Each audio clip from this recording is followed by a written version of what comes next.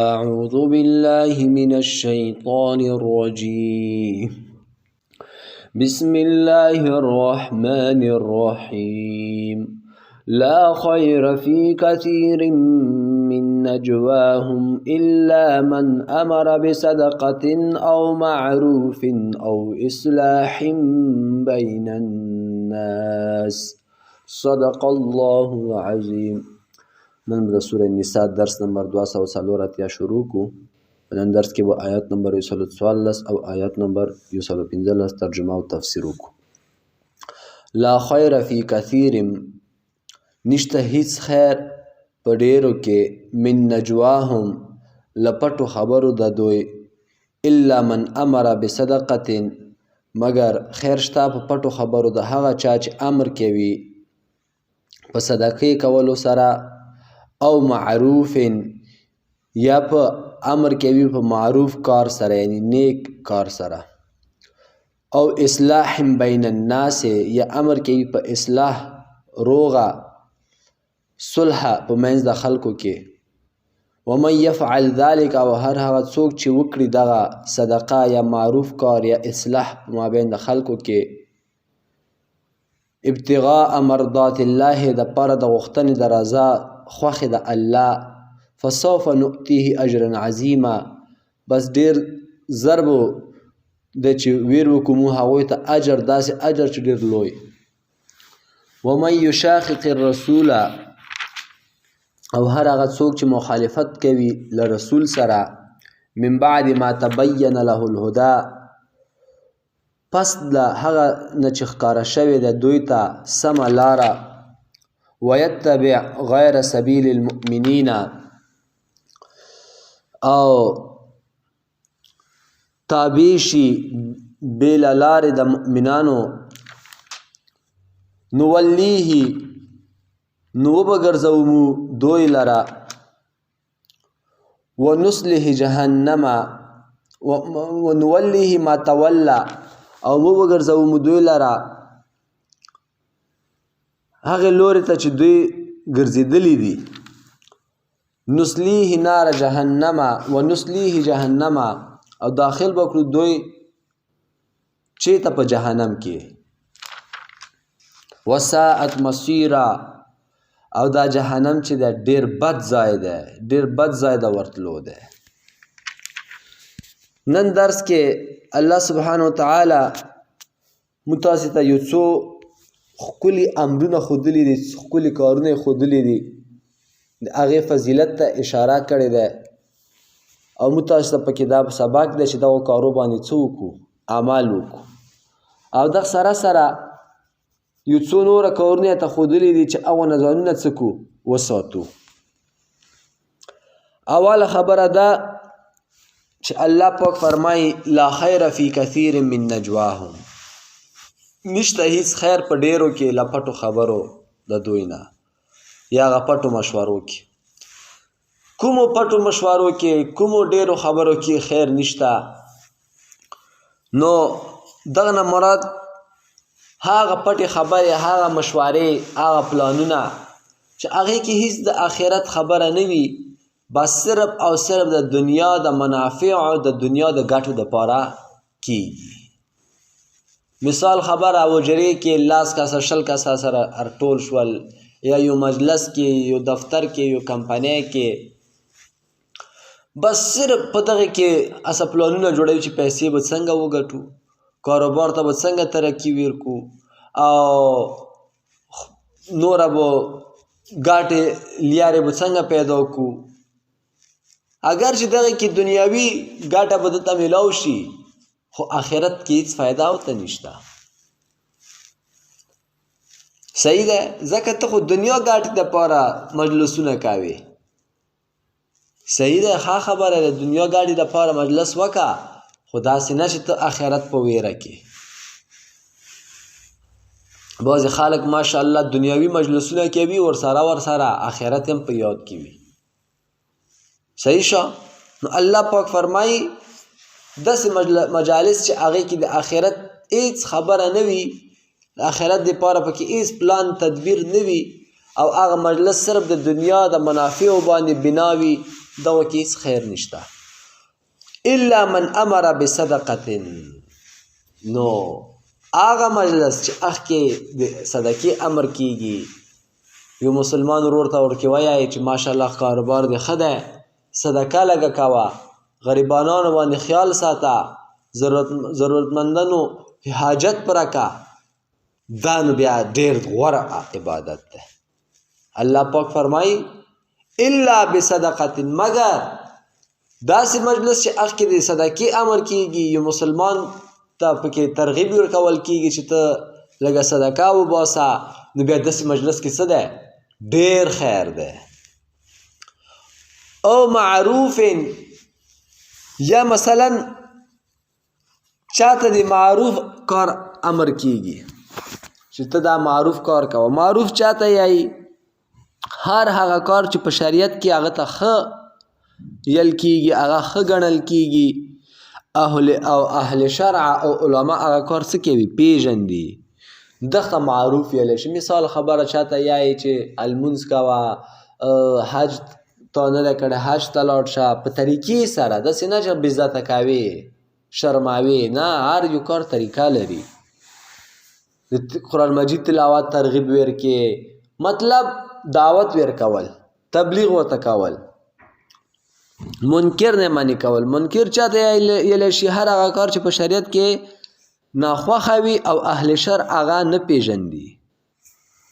نو په معروف کې هر هغه نیکه حکم او ترغیب څه دی؟ راغله چې هغه کې مثلا ته حاجتمندو ته د قرضې ورکولو حکم وکړي چې ته دغو خلکو ته قرضه ورکړه، یا چا نه یو څیز ورکوي هغه ته هغه څیز پیدا کړي، یا چا ته لیاره نه وي معلوم هغه ته لیاره وښایې، یا چا ته د دین تبلیغ ورکړي. دا ټول په معروف کې ارسي. ښه، بل کار الله پاک چې ښایي دا ډېر اهم کار دی. او نن سبا زموږ تاسې معاشره، زموږ تاسې کلی، وطن، ولس د دغه کار نه بالکل خلاف چلیږي. الله پاک څه فرمایي؟ او اصلاح بین الناس، یا ته اصلاح کوه، صلح کوه په مابین د خلکو کې. نن سبا موږ تاسې مجلسونه په څه روان دي؟ والا پلانکي خو بېګا تاسې غیبت کوله، پلانکي تا سپکه بیانوله، پلانکي تاسې داسې ووې، هغه به یا یلي وي یا به نه وي یلي، ده ورکې دا شیطاني وکړه، چغلخوري وکړه، دغه ته چغلخوري یلی شي. نبی علیه السلام فرمایي چغلخور سړی به جنت ته داخل نشي. الله دې موږ تاسې وساتي. دغه نه ډېر ځان ساتئ. ما ډېر خلک لیدلی دي، یا خو په دغې مسالې ښه پوهېږي چې دا زه کوم کار کوم دا ډېره لویه ګناه ده، یا پوهېږي نه، د یو مجلس خبره بل مجلس ته رسوي. دغه نه ډېر ځان ساتئ. ما ډېر خلک لیدلی دي، هر ځای کې زه دا قسم او ما سره ډېر شوي دي. یو ځای کې به ما یوه خبره په یو نیت کړې وي، هغه خبره بیا هغه ځینه یو کس بل مجلس ته یو چا ته رسولې ده چې تاسې خو هغه داسې خبره کوله، نو هغه غریب بیا ما نه څه وي؟ خفه شوی وي، یا ما ته ګیله وکړي. که ښه سړی وي خو ما ته ګیله وکړي چې تا ما څه داسې ویلي وو. بعضې یو نیم سړی بس بیا هغه خلاف شي دی. نو دغه نه ځان ساتئ. یو مجلس کې چې یوه خبره وشوه، که چا د چا غیبت وکړه، نو ته د هلته بل ځای ته مه رسوه، دا خو شیطاني شوه که نه، دا خو ته اوس نور هم لانجه جوړوې. چغلخور چغلخور ډېر سپک لفظ دی. الله پاک څه وایي چې او اصلاح بین الناس، تاسې د خلکو په مابین کې صلح وکړئ، او موږ یې کوو صلح نه کوو بلکې جنګونه نور هم زیاتوو. دغه نه ځان ساتئ. ښه، دا ډېره لویه ګناه ده، ګناه کبیره کې ارسي. په وړو ګناه کې هم نه، په لویو ګناهو کې ارسي. نبی علیه السلام فرمایي ایا زه تاسو ته داسې یو کار ونه ښیم چې د هغه درجه د روژو نه، لمونځ نه، صدقو نه ټولو نه افضله ده. یعنی روژې کې، المونځ کې، صدقې کې دومره ثواب نشته څومره چې هغه کار کې ثواب ده. صحابه ورته وویل چې ضرور یا رسول الله بالکل یې ته وښیه. نو نبی علیه السلام ورته وویل دا هغه کار دی چې تاسې اصلاح په مابین د خلکو کې وکړئ. یعنی کوم دوه کسان چې هغوی په مابین کې څه خفګان راغلی وي، تاسې لاړ شوئ هغه خفګان یې لرې کوئ هغوی دواړو په مابین کې صلح وکوئ هغه فساد ختم کوئ وقصد څومره د لوی فضیلت والا کار دی دا او که ته د خلاف کوې په ځای د دې چې ته دوو کسانو په مابین کې صلح وکړې ته نور هم پکې مالګه مساله واچوې او جنګ نوره ګرم کې نو بیا ګناه هم همدومره ډېره ده علما فرمایي چې شریعت کې کوم کار کې ډېر ثواب وي او د هغه کار خلاف کوي بیا هغه کې هماغومره ګناه هم ډېره وي لکه صلح کولو کې چې ډېر ثواب دی او ته صلح د خلکو په مابین کې نه کوي نور هم جنګ زیاتوي نو دغه بیا هماغومره ډېر عذاب هم دی نبی علیہ السلام څه فرمایي فساد ذات البین حی الحلاقه فساد په مابین د خلکو کې چې دی دا څه شی دی الحلاقه دا حلاقه یلی شي چې سر گنجای کې بالکل پاک صفا شي یعنی دا هغه گنجای توب دی گنجای توب نه دلته څه مطلب یعنی هغه نیکیانو نه ته بالکل صفا شوې نیکۍ دې چې څومره کړې وي هغه تا ټولې څه کړې کالې دې کړې صفا دې کړې او ګناهونو کې ځان لت و پت او ککړ کا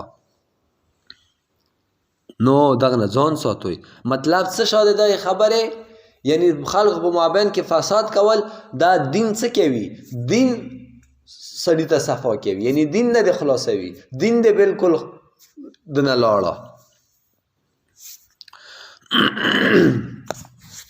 او بل خبره په د اخیری آیات کې چې دی ومن یشاقق الرسول من بعد ما تبین له الهدى ويتبع غیر سبیل المؤمنین نوله ما تولى ونصله جهنم وساءت مصیرا دغه آیات کې اجماع د امت ته اشاره شوې ده اجماع د امت چاته ویلی شي چې یو امر باندې ټولو مسلمانانو اتفاق کړی وي مثلا به زه تاسو ته ډېر کم د تراویح په تراویحو باندې د صحابهو په دور کې اتفاق وشو چې 20 رکعاته به کوو او بیا بل ارجګېږي چې نه 20 رکعاته نه کوم 8 کوم 12 کوم نو دا د اجماع د امت خلاف کار کوي دغه آیات نه چې دی څه دی اجماع د امت ثابتېږي ومن یشاقق الرسول او څوک چې څه وکړي مخالفت کوي له رسول سره من بعد ما تبین له الهدى وروسته له دې نه چې دوی ته د هدایت لاره څه شوه ښکاره شوه نبي علیه السلام هر څه ورته ښکاره کړل بیا هم دا د نبي علیه السلام د سنتو څه کوي مخالفت کوي یا ویتبع غیر سبیل المؤمنین یا د مؤمنانو د لارې نه څه کوي مخړوي هغوی د لارې اتباع نه کوي یعنی د مؤمنانو چې کومې خبرې باندې اتفاق او اجماع کړی دی هغسې نه څي الله پاک څه فرمایي نوله ما توله نو موږ به دوی وګرځوو له هغه څه نه چې دوی ګرځېدلي دي یعنی دین نه چې دوی ګرځېدلي دي الله پاک به نور هم وګرځوي ونصله جهنم او جهنم ته به څوک داخل کو نو دغه مسایلو کې چې کوم مسایلو کې د ټول امت مسلمه اتفاق وي او کې جنګونه جګړې ما کوئ او که بیا دې هم ډېر شوق وي بس